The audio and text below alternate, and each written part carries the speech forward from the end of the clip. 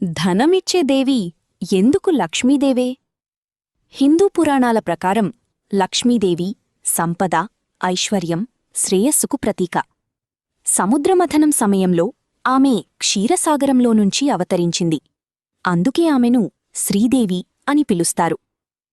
లక్ష్మీదేవి కేవలం డబ్బుకే కాదు, ధనమంటే సుఖం, శాంతి, అదృష్టం, విజయాన్ని కూడా సూచిస్తుంది.